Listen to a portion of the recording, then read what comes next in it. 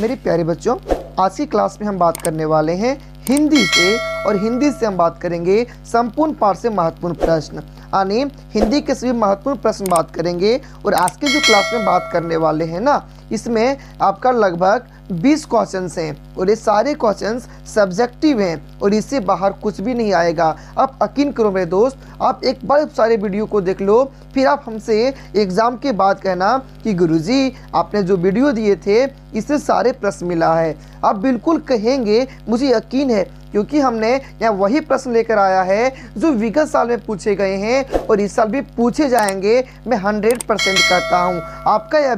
आपका अभी 20 मिनट समय लगेगा, लेकिन अगर 20 मिनट आप इस वीडियो में दे दिए ना, तो आप ज़िंदगी भर जेमा सार जी यूट्यूब चैनल को कभी नहीं भूल पाओगे। बिल्कुल एक बार इसलिए आपको देखना चाहिए। लेकिन चलिए आगे बढ़ते हैं, लेकिन आगे बढ़ने से पहले मेरे प्यारे बच्चों, आज का मोटिवेशन हो जाए। और आज का मोटिवेशन है कि लक्ष्य को पाने के लिए यदि हम तन मन और धन लगा देते हैं, सच कहता हूं दोस्तों, कुंडली के सितारे भी अपनी जगह बदल देते हैं। मतलब मेरे प्यारे बच्चों, अगर हम ठान लेंगे, अपने सीने में आग लगा लेंगे कि बोर्ड एग्ज़ाम में हम लोगों को 450 प्लस लाना है तो लाना है। अगर हमारे किस्मत में नहीं लिखा होगा ना, फिर भी हमारे मेहनत इसको लेकर आएगा। तो चलिए स्टार्ट करते हैं आज के शानदार क्लास को। लेकिन मेरे प्यारे बच्चों, इस क्लास को आप छोड़कर जाना नहीं, क्योंकि आपका 20 मिनट अभी के समय में ना कुछ नहीं है। आप रील देखकर 20 मिनट पार कर दोगे, लेकिन अगर वीडियो देख लेते हैं ना, तो आपके एग्ज़ाम में 85 प्लस लाने से कोई नहीं रोक सकता है।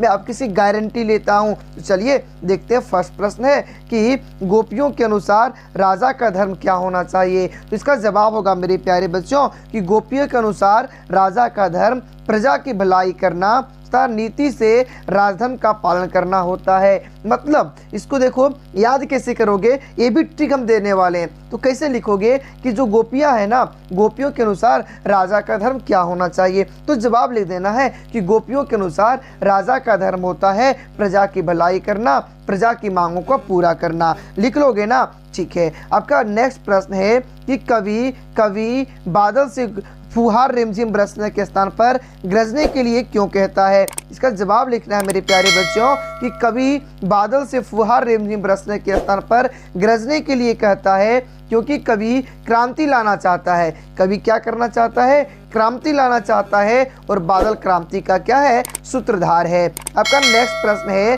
कि आपके विचार से माँ ने ऐसा क्यों कहा, लड़की होना पर लड़की जैसे दिखाई मत देना। तो मेरे शेर, इसका जवाब कैसे लिखोगे? इसका जवाब लिखना है कि कन्यादान कविता में माँ ने बेटी को ऐसा इसलिए कहा, लड़की होना पर लड़की जैसी दिखाई मत देना, क्योंकि वो अपनी बेटी की शादी के बाद ससुराल में उसके भविष्य के लिए चिंतित है। वो अपनी बेटी को आने वाली चुनौतियों के लिए सचेत कर देना चाहती है। मतलब मेरे प्यारे बच्चों, जो माँ है ना, माँ चाहती है कि हमारे बेटी ससुराल जाएगी तो वहाँ उसे किसी प्रकार कोई दुख ना हो, ठीक है। इसलिए उन्होंने कहा था कि लड़की हो पर लड़की जैसी दिखाई मत देना।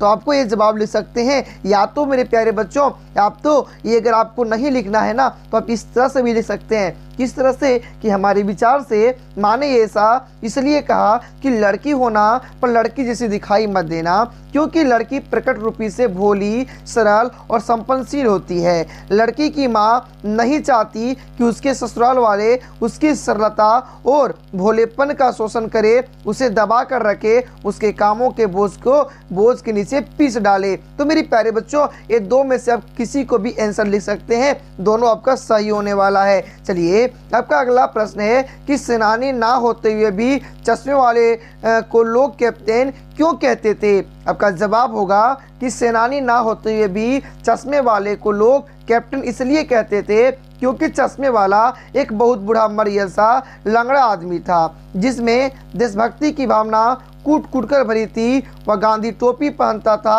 और काले रंग का चश्मा लगाता था। उसकी इसी देशभक्ति की भावना को देखकर लोग उसे कैप्टन कहते थे।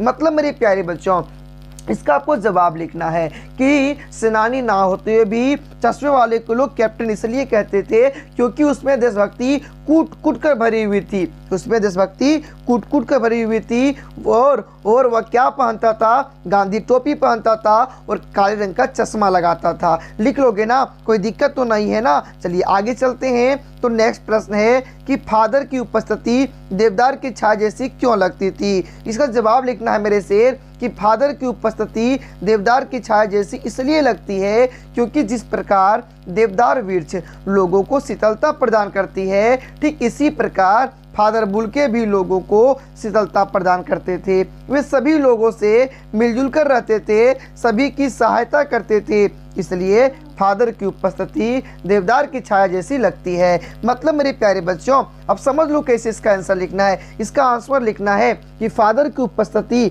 देवदार की छाया जैसी इसलिए लगती है क्योंकि जिस प्रकार देवदार की वृक्ष हमें शीतलता प्रदान करती है, ठीक इसी प्रकार फादर भी लोगों को शीतलता प्रदान करते थे, लोगों से मिलजुल कर रहते थे, लोगों से मीठी मीठी बातें करते थे, लोगों की सहायता क्या करते थे। इस तरह इसका जवाब लिख लोगे ना? चलिए आगे चलते हैं। तो आपका नेक्स्ट प्रश्न है, शहनाई की दुनिया में डुमराव को क्यों याद किया जाता है? आपका इसके आंसर लिखिएगा मेरे शेर कि बिस्मिल्लाह खान को शहनाई का जनक कहा जाता है। इसका जन्म बिहार के डुमराव गांव में हुआ था। डुमराव गांव के किनारे सोन नदी बहती है जिसमें नरकट नामक घास पाई जाती है जिसे शहनाई की रीढ़ बनाई जाती है। शहनाई की दुनिया में डुमराव को इसलिए याद किया जाता है क्योंकि इसके जनक और इसका रीढ़ डुमराव से ही प्राप्त होता है। मेरे प्यारे बच्चों, समझिए अपनी भाषा में कैसे लिखना है। लिख देना है कि शहनाई की दुनिया में डुमराव को इसलिए याद किया जाता है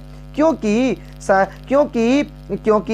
डुमराव का जन्म बिहार में हुआ था, सोन नदी के किनारे, और सोन नदी के किनारे नरकट नामक घास पाई जाती है जिससे शहनाई की रीढ़ बनाई जाती है, इसलिए शहनाई की दुनिया में डुमराव को याद किया जाता है। लिख लोगे? चलिए आगे चलते हैं। तो नेक्स्ट प्रश्न है कि आपके विचार से भोलानाथ अपने साथियों को देखकर सिसकना क्यों भूल जाता है? आपका जवाब लिखना है मेरे प्यारे बच्चों कि भोलानाथ एक मिलनसार बालक था, उसे बच्चों के साथ खेल खेलना उसका शौक था। वह चबूतरों पर साथियों के साथ दुकान खोलता था, स्वयं मिलजुल कर खरीद बिक्री करते थे, तरह तरह के खेल खेला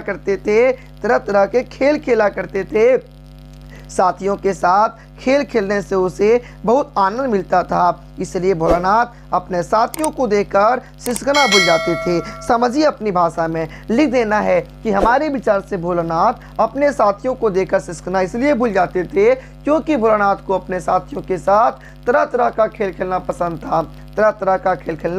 पसंद था। ठीक है, लिख लोगे ना? चलिए आगे चलते हैं। तो एक बेहतरीन शानदार जबरदस्त प्रश्न मिलता है कि पान वाले का एक रेखाचित्र प्रस्तुत कीजिए। जवाब लिखना है मेरे शेर कि पान वाला बहुत काला मोटा, खुश मिजाज, लाल काली बतीसी और मोटी तोंद वाला, हर्ष में पान चबाते रहता था, यानी और वह दूसरों का मजाक उड़ाने वाला व्यक्ति था। लिख लोगे ना? चलिए आपका आगे बढ़ते हैं। तो नेक्स्ट प्रश्न है कि लेखिका के पिता ने रसोई को भटियार खाना कहकर क्यों संबोधित किया है? यह जो है ना आपका मोस्ट इंपोर्टेंट प्रश्न आने वाला है मेरे प्यारे बच्चों, इसे ध्यान से समझिएगा और जवाब लिखिएगा कि लेखिका के पिता ने रसोई को भटियार खाना कहकर इसलिए संबोधित किया क्योंकि उनका मानना था कि रसोई के काम में लग जाने के कारण लड़कियों की क्षमता और प्रतिभा नष्ट हो जाती है, वे पकाने खाने तक ही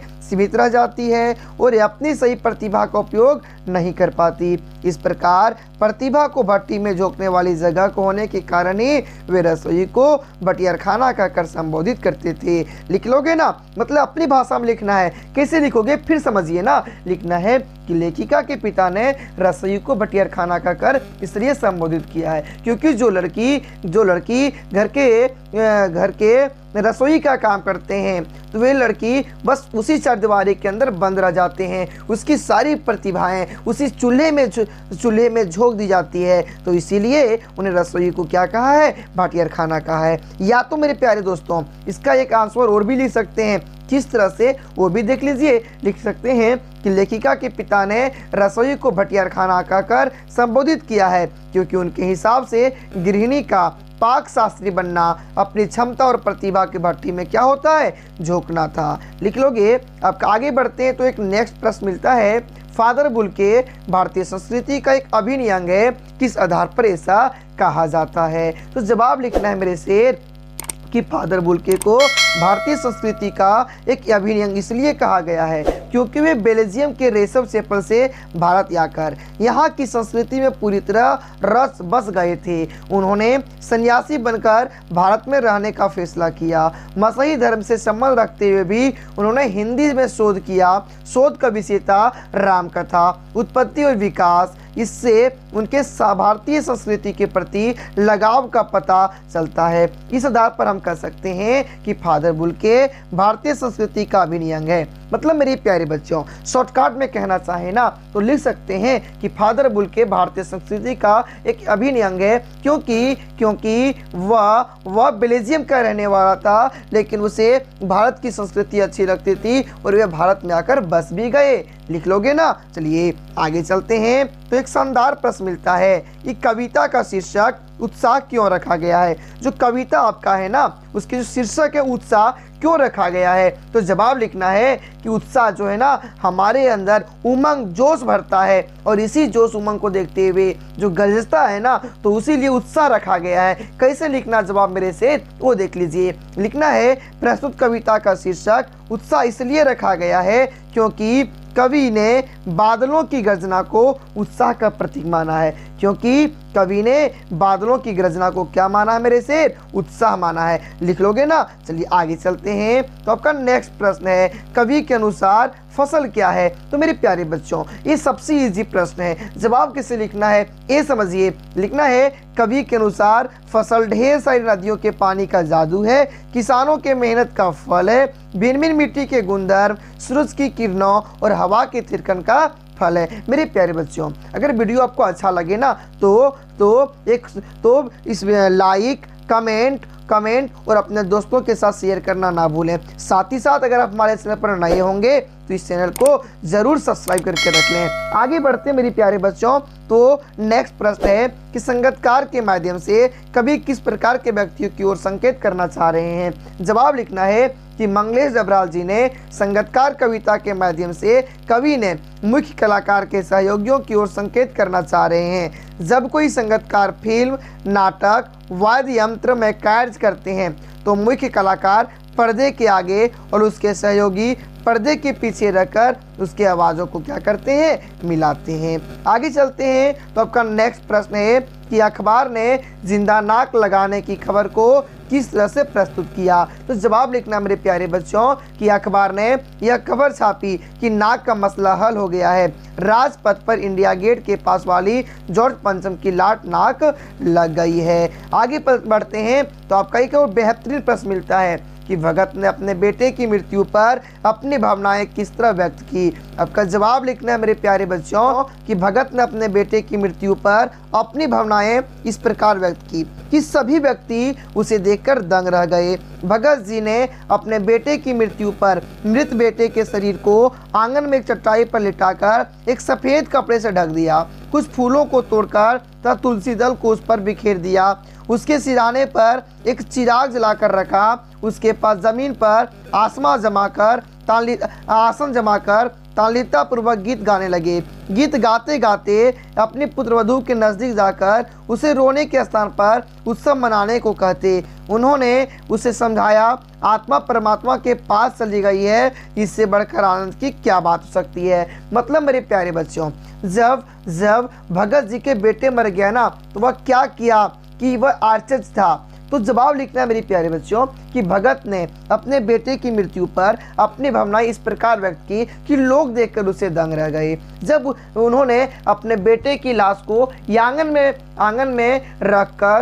में रखकर उस पर फूल और तुलसी दल छिड़क कर वे तल्लीनता पूर्वक उत्साह पूर्वक गीत गा रहे थे और गीत गाते गाते अपनी पुत्रवधू को भी समझा रहे थे कि इनकी आत्मा का परमात्मा से मिलन हो गया है, इसलिए अब रोना नहीं है, खुशी मनाना है। लिख लोगे ना। चलिए आगे चलते हैं तो आपका नेक्स्ट प्रश्न मिलता है कि लेखक को नवाब साहब के किन हावभावों से महसूस हुआ कि वह उनसे बातचीत करने के लिए तनिक भी उत्सुक नहीं है। मतलब लेखक जब ना रेल में यात्रा कर रहे थे ना, तो नवाब साहब के पास जब वो गए तो उसे देखकर लगा कि वो मुझसे बातचीत नहीं करना चाहते हैं। तो किसे पता चला? तो ये भी लिखना है मेरे प्यारे बच्चों। तो जवाब लिखेगा मेरे शेर कि लेखक ने डिब्बे में प्रवेश किया तो वहाँ पहले से एक सज्जन पुरुष पालथी लगाए सीट पर बैठे थे। उनके सामने खीरे रखे थे। लेखक को देखते ही उनके चेहरे पर भाव ऐसे हो गए जैसे लेखक का आना अच्छा नहीं लगा। ऐसा लग रहा था जैसे लेखक ने उनके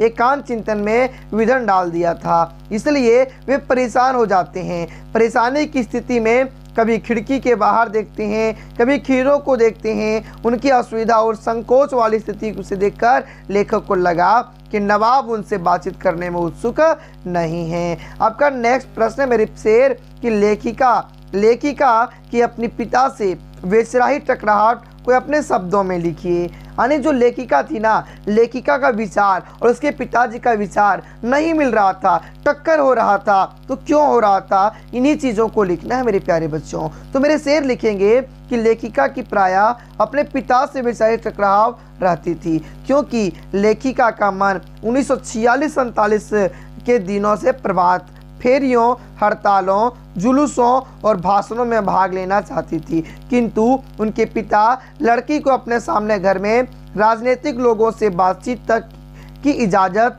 देना चाहते थे। हाथ उठाकर नारे लगाती, हड़तालें करवाती, लड़कों के साथ शहर के सड़कों पर जुलूस निकालती। उसे यह सब बर्दाश्त नहीं थी, लेकिन लेखिका के मन में वह उन्माद था, इसलिए घर की सीमा में रहना लेखिका के लिए मुश्किल हो गया था। इसी कारण उसने अपने पिता की सारी सीमाओं को पार किया। यही लेखिका का पिता से वैश्वाहिक टकराव का कारण बना, किंतु पिता की लालसा थी कि व्यक्ति को कुछ विशेष बनकर जीना चाहिए। इसी के कारण लेखिका प्रायः पिता के कोप से बच जाती थी। लिख लोगे ना? चलिए आगे बढ़ते हैं। तो आपका नेक्स्ट प्रश्न है कि साहस और शक्ति के साथ विनम्रता हो तो बेहतर है। इस कथन पर अपने विचार लिखिए। मतलब मेरे प्यारे बच्चों, आपके पास साहस है और शक्ति है, लेकिन इसके साथ अगर आपके पास विनम्रता है ना तो और भी अच्छा होगा। कैसे? इसी चीज़ को लिखना है। तो लिखेंगे मेरे शेर कि यह कथन बिल्कुल सत्य है कि साहस और शक्ति के साथ विनम्रता हो तो बेहतर है, क्योंकि व्यक्ति अपने साहस और शक्ति के माध्यम से जीवन में संघर्ष करता हुआ आगे बढ़ता है। वो अपने सामर्थ्य के अनुसार परिस्थितियों से जूझता है और उन पर सफलता प्राप्त करता है, किंतु सभी जगह केवल साहस और बल काम नहीं आते। यदि मनुष्य के स्वभाव में विनम्रता भी सम्मिलित है तो वह सोने पर सुहागे का काम करती है और मनुष्य प्रतिकूल एवं आवेश में परिस्थितियों से सहजता से गुजर जाता है और अपने धैर्य में सफल हो जाता है। मतलब मेरे प्यारे बच्चों, अगर किसी व्यक्ति के पास साहस है, शक्ति है और विनम्रता है ना, तो वह किसी भी काम को और भी अच्छे तरीके से कर सकता है। तो इसी प्रकार आप बना के लिख लोगे ना। चलिए आगे चलते हैं। तो आपका प्रश्न है कि बच्चों की तंदुरुस्त मुस्कान का कवि के मन पर क्या प्रभाव पड़ता है। जवाब लिखना है मेरे शेर कि बच्चे की तंदुरुस्त मुस्कान का कवि के मन पर अत्यंत प्रभाव पड़ता है। कवि को बच्चे की मुस्कान बहुत मनमोहक लगती है, जो मृत शरीर में भी प्राण डाल देती है। मतलब जो छोटा बच्चा होता है ना, उसका प्यार इतना मनमोहक होता है कि एक दुश्मन को भी अपना मित्र बना सकता है। आगे चलते हैं मेरे प्यारे बच्चों। तो आपका नेक्स्ट प्रश्न और मस्ट इंपॉर्टेंट प्रश्न मिलने वाला है, और आप जितने भी आपको नोट्स दे रहे हैं ना, आपको किसी बुक में किसी टीचर के द्वारा इस प्रकार का नोट्स नहीं मिलने वाला है। आप ये याद रखिएगा। तो आपको जिस पर भरोसा है ना, उससे भी एक बार मिलाकर देख लीजिएगा। आपका प्रश्न है कि कवि ने कठिन आयार्थ के पूजन की बात क्यों कही है। जवाब लिखना है, कवि गिरजा कुमार माथुर जी ने छाया मत छूना कविता में कठिन आयार्थ के पूजन की बात इसलिए कही है क्योंकि वास्तविकता यही है, यह सत्य है कि मनुष्य को अंततः इस वास्तविक सच्चाई का सामना करना पड़ता है। उसे अपनी परिस्थितियों में जीना पड़ता है। भूली बिसरी यादें या भविष्य के सपने और दुख पहुंचाते हैं, या सुख नहीं देता, किसी मंजिल पर नहीं ले जाते हैं। मतलब मेरे प्यारे बच्चों, ये आयार्थ का समझे क्या होता है, यानी पुरानी बीती हुई बातों, अगर हम बीती बातों को याद करेंगे ना तो हम लोग कभी खुश नहीं रह सकते हैं, हमें और भी दुख होगा, इसलिए बीती बातों को याद नहीं करना चाहिए। आगे बढ़ते हैं तो आपका नेक्स्ट प्रश्न है, और आपका नेक्स्ट प्रश्न है साथ ही साथ आपका ये अंतिम प्रश्न भी है। इसका आंसर लिखना है मेरे प्यारे बच्चों।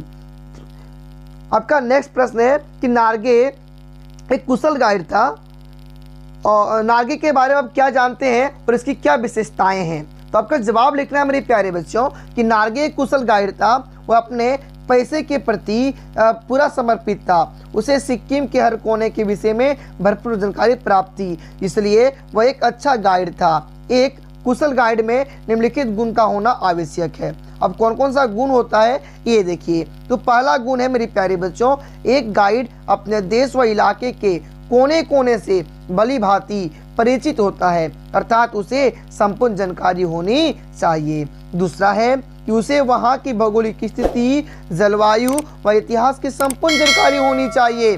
तीसरा गुण है मेरे प्यारे बच्चों कि एक कुशल गाइड को चाहिए कि वो अपने भ्रमणकर्ता के हर प्रश्नों के उत्तर देने में क्या हो, सक्षम हो। पांचवा पॉइंट है, एक कुशल गाइड को अपनी विश्वसनीयता का विश्वास अपने भ्रमणकर्ता को दिलाना आवश्यक है, तभी वह एक आत्मीय रिश्ता कायम कर अपने कार्य को कर सकता है। आपका अगला पॉइंट है मेरे प्यारे बच्चों कि गाइड को कुशल व बुद्धिमान व्यक्ति होना आवश्यक है। जो गाइड होता है ना, उसे कुशल होना चाहिए, बुद्धिमान होना चाहिए, ताकि समय पड़ने पर वह विषम परिस्थितियों का सामना अपनी कुशलता व बुद्धिमानी से कर सके, वे अपने भ्रमणकर्ता की सुरक्षा कर सके। पॉइंट है मेरे प्यारे बच्चों कि एक कुशल गाइड की वाणी को प्रभावशाली होना आवश्यक है, इससे पूरी यात्रा प्रभावशाली बनती है और भ्रमणकर्ता की यात्रा में रुचि भी बनी रहती है। नेक्स्ट पॉइंट है, वहाँ के जनजीवन की दिनचर्या से अवगत कराएं, रास्ते में आए प्रत्येक दृश्य से